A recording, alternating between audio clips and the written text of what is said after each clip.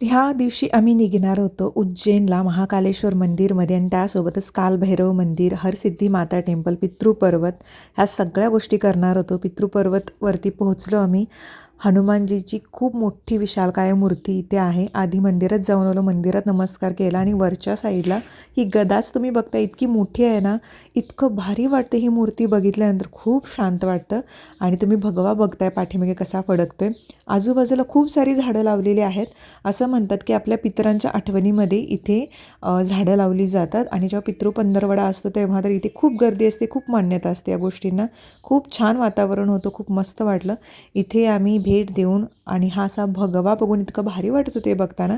आम्ही निघालो उज्जैनला गेल्यानंतर शूटिंग करण्याची परवानगी नव्हती त्या दिवशी, त्याच्यामुळे आम्ही काही तिथलं शूट केलेलं नाही.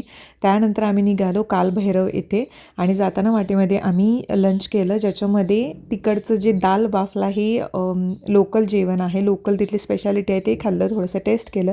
कालभैरव मंदिरामध्ये जाताना तुम्हाला सांगते इतकी गर्दी, जवळजवळ मी 3.5 तास रांगेत उभे होतो, तुम्ही बघू शकता.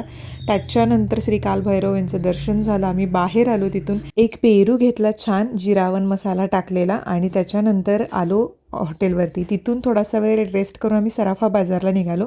सराफा बाजार हे एक असे ठिकाण आहे की जिथे रात्री 10 नंतर स्ट्रीट फूडचे शॉप ओपन होतात. कारण असं आहे की सराफा बाजारमध्ये फक्त आणि फक्त ज्वेलर्सची दुकानं आहेत आणि तिथे चोऱ्या व्हायच्या, म्हणून रात्री 10 ते 3 इथे असे छान स्टॉल्स असतात. तिथलं स्पेशल गराडू जी आहे ही रेसिपी ट्राय केली, मस्त होती. त्याच्यानंतर मालपुआ विथ रबडी पण खाल्ली, तीही खूप सुंदर होती. त्यानंतर जामून शॉट्स घेतले जे की तिथले फेमस आहेत. थोडंसं वियर्ड वाटलं पण ठीक आहे, सगळ्यांनी घेतले होते. टेस्टला ओके वाटले, ज्यांना आवडले त्यांना आवडले.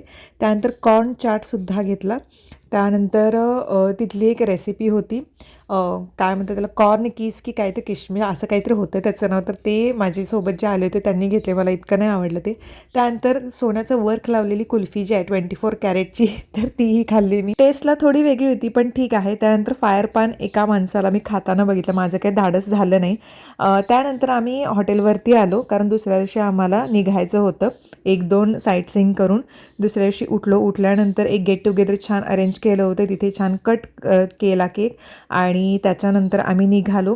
एक लालबाग पॅलेस आहे इंदोरमध्ये, तर ते बघायला खूप सुंदर आहे. मी लॉंग व्हिडिओमध्ये दाखवलेलं आहे. त्यानंतर खजराना गणेश मंदिर इथेही भेट दिली.